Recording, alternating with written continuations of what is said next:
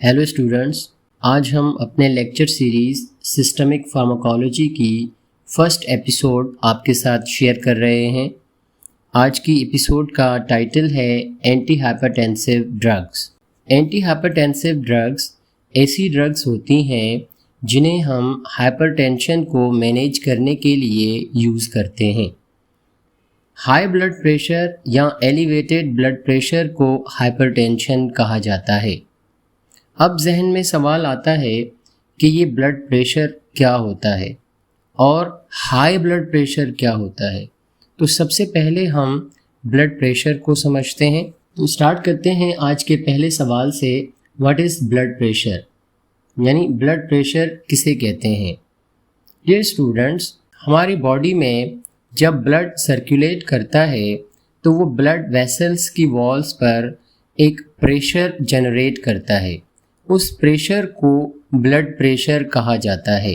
आप यहाँ डेफिनेशन में भी देख सकते हैं कि blood pressure is actually the pressure exerted by the blood on the walls of the arteries, यानी आर्टरीज की वॉल्स पर जो दबाव या टेंशन ब्लड सर्कुलेशन के दौरान प्रोड्यूस करता है, उस दबाव या टेंशन को ब्लड प्रेशर कहा जाता है। Anti hypertensive drugs blood pressure पर किस तरह से असरअंदाज होती हैं, इस बात को समझने के लिए हमें 3 चीज़ों को समझना होगा।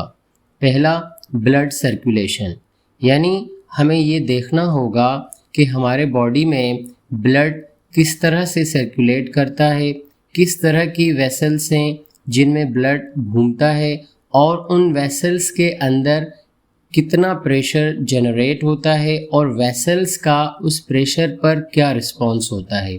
और दूसरा, हमें डिटर्मिनेंट्स ऑफ ब्लड प्रेशर, यानी उन फैक्टर्स को समझना पड़ेगा जिनसे हम ब्लड प्रेशर को डिटरमिन कर सकते हैं या कैलकुलेट कर सकते हैं। और तीसरा, हमें रेगुलेशन ऑफ ब्लड प्रेशर को भी समझना होगा, यानी वो फैक्टर्स जिनसे ब्लड प्रेशर डिटरमिन होता है, बॉडी उनको किस तरह से रेगुलेट करती है।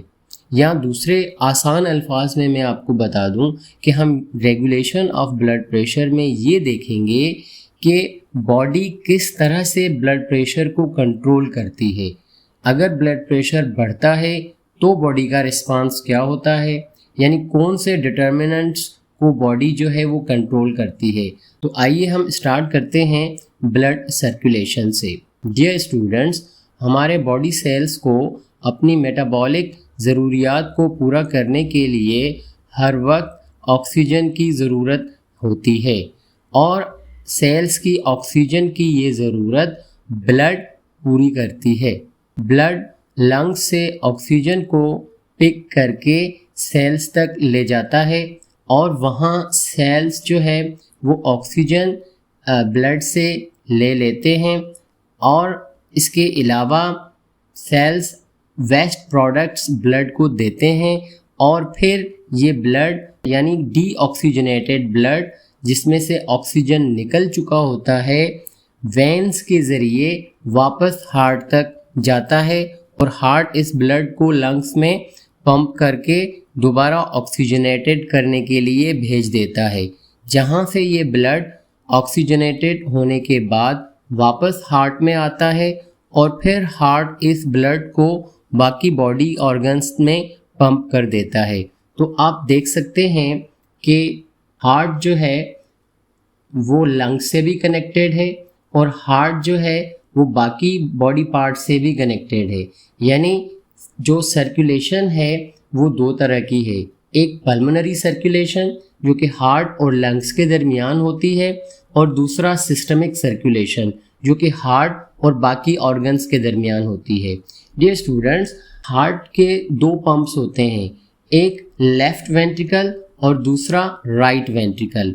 राइट वेंट्रिकल पल्मोनरी सर्कुलेशन में काम करता है, यानी वो हार्ट और लंग्स के दरमियान ब्लड को पंप करता है, जबकि लेफ्ट वेंट्रिकल हार्ट से बाकी ऑर्गन्स को ब्लड पंप करता है। आप देख सकते हैं कि जब लेफ्ट वेंट्रिकल कॉन्ट्रैक्ट करता है तो ब्लड एओर्टा में आता है। एओर्टा मेन आर्टरी है। एओर्टा आगे आकर छोटी आर्टरीज में डिवाइड हो जाता है और फिर ये आर्टरीज मज़ीद आर्ट्रियोल्स में डिवाइड हो जाती हैं और आर्ट्रियोल्स जो हैं वो कैपिलरीज में डिवाइड हो जाती हैं। आप और देख सकते हैं कि कैपिलरीज जो है वो एक्चुअली एक्सचेंज वेसल्स होती हैं। यहाँ एक्सचेंज होता है ऑक्सीजन और वेस्ट प्रोडक्ट्स का ब्लड और सेल्स के दरमियान। जो ये ब्लू एरिया है ये रिप्रेजेंट कर रहा है डीऑक्सीजनेटेड ब्लड को और रेड एरिया रिप्रेजेंट कर रहा है ऑक्सीजनेटेड ब्लड को। तो आप देखें कि ब्लड जब डीऑक्सीजनेटेड हो जाता है यानी उसमें से ऑक्सीजन निकल जाता है तो फिर ये ब्लड वेन्स के ज़रिए वापस हार्ट में आता है। पहले राइट एट्रियम में आता है, फिर राइट एट्रियम से राइट वेंट्रिकल में आता है और फिर राइट वेंट्रिकल इसे पल्मोनरी आर्टरी के ज़रिए लंग्स तक पहुंचाता है। लंग्स में ये ब्लड दोबारा ऑक्सीजनेटेड हो जाता है और फिर पल्मोनरी वेन के ज़रिए ये ब्लड हार्ट के लेफ़्ट एट्रियम से गुज़रता हुआ हार्ट के लेफ़्ट वेंट्रिकल तक पहुंचता है। फिर लेफ़्ट वेंट्रिकल इस ऑक्सीजनेटेड ब्लड को बॉडी की तरफ पंप कर देता है। अब हम बात करते हैं डिटर्मिनेंट्स ऑफ ब्लड प्रेशर की, यानी उन फैक्टर्स की जिनसे हम ब्लड प्रेशर को कैलकुलेट कर सकते हैं। डियर स्टूडेंट्स, आप देख सकते हैं कि ब्लड प्रेशर कार्डियक आउटपुट को टोटल पेरिफेरल रेजिस्टेंस के साथ मल्टीप्लाई करके कैलकुलेट किया जा सकता है। यानी we can say that blood pressure is the product of cardiac output and total peripheral resistance. अब हमें कार्डियक आउटपुट और टोटल पेरिफेरल रेजिस्टेंस को समझना होगा। टोटल पेरिफेरल रेजिस्टेंस को सिस्टमिक वेस्कुलर रेजिस्टेंस और पेरिफेरल वेस्कुलर रेजिस्टेंस भी कहा जाता है। अब हम बात करते हैं कार्डियक आउटपुट की। कार्डियक आउटपुट की डेफिनेशन आपके सामने लिखी हुई है। आप देख सकते हैं कि cardiac output is actually the volume of the blood ejected from the heart through the ventricles and it is usually measured in litres पर मिनट। मतलब कार्डियक आउटपुट ब्लड का वो वॉल्यूम है जो हार्ट एक मिनट में वेंट्रिकल से eject करता है।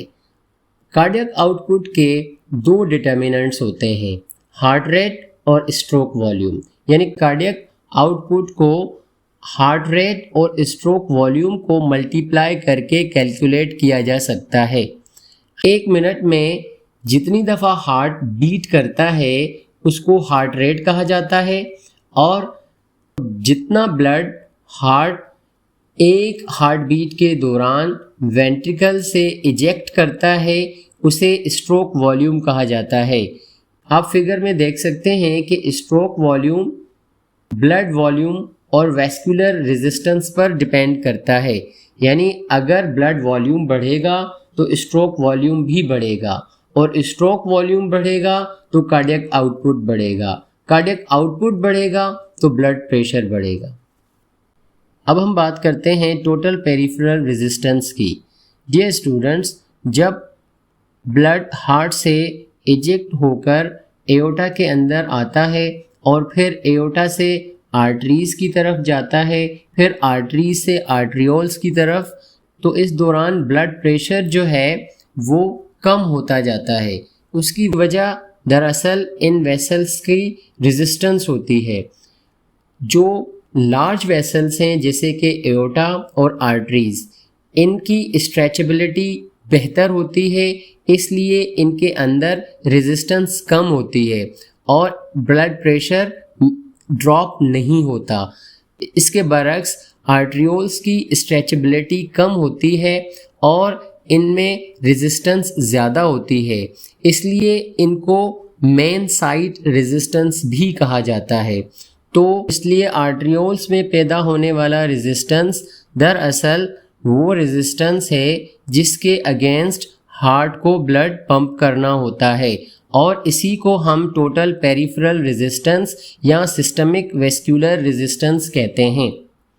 वेसल रेजिस्टेंस 3 फैक्टर्स पर डिपेंड करती है। एक वेसल रेडियस, दूसरा विस्कोसिटी ऑफ द ब्लड और तीसरा लेंथ ऑफ द वेसल। पहले हम बात करते हैं वेसल रेडियस की।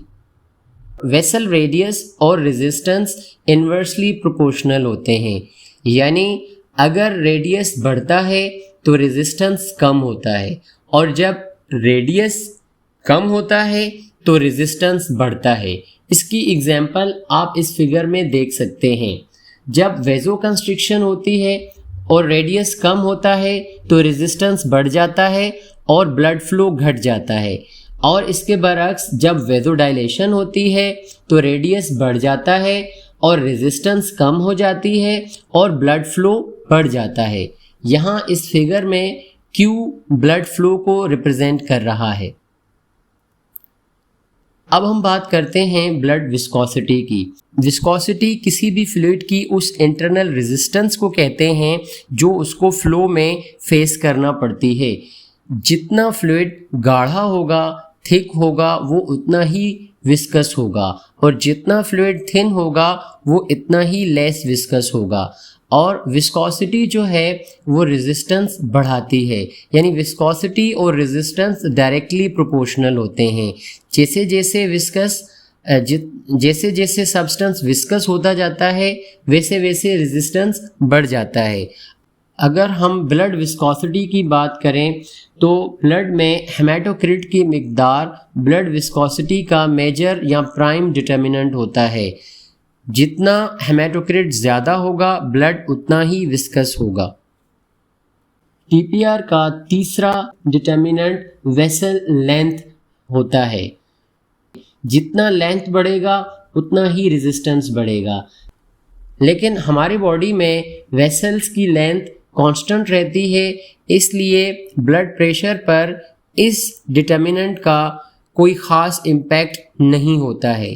तो टीपीआर में जो मेजर डिटर्मिनेंट है वो रेडियस है। आप देख सकते हैं कि cardiac output, TPR, heart rate, stroke volume और ब्लड वॉल्यूम ये ब्लड प्रेशर के साथ डायरेक्ट प्रोपोर्शनैलिटी रख रहे हैं, यानी अगर कार्डियक आउटपुट बढ़ेगा तो ब्लड प्रेशर बढ़ेगा, और बिल्कुल इसी तरह से TPR, heart rate, stroke volume और ब्लड वॉल्यूम बढ़ने से भी ब्लड प्रेशर बढ़ेगा। जबकि इसके बरक्स रेडियस ऑफ वेसल्स यानी ब्लड वेसल्स के रेडियस के घटने से ब्लड प्रेशर बढ़ेगा, और अगर रेडियस बढ़ेगा तो ब्लड प्रेशर घटेगा। आखिर में आप देख सकते हैं कि हम ब्लड विस्कोसिटी की बात कर रहे हैं, यानी विस्कोसिटी, ब्लड की विस्कोसिटी और ब्लड प्रेशर का ताल्लुक भी डायरेक्ट प्रोपोर्शनैलिटी वाला है। तो डियर स्टूडेंट्स, आज की डिस्कशन को हम यहाँ पर क्लोज़ कर रहे हैं। हम अपनी डिस्कशन को नेक्स्ट एपिसोड यानी एपिसोड 2 में इसी डिस्कशन को कंटिन्यू करेंगे और हम रेगुलेशन ऑफ ब्लड प्रेशर को समझेंगे।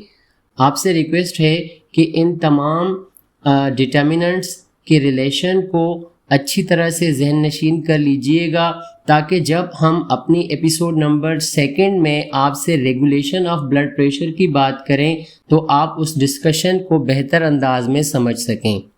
Thank you for watching this episode. Channel को ज़रूर सब्सक्राइब कीजिए और बेल आइकन को भी प्रेस कीजिए ताकि हमारी आने वाली नेक्स्ट एपिसोड्स आप तक पहुंच सकें।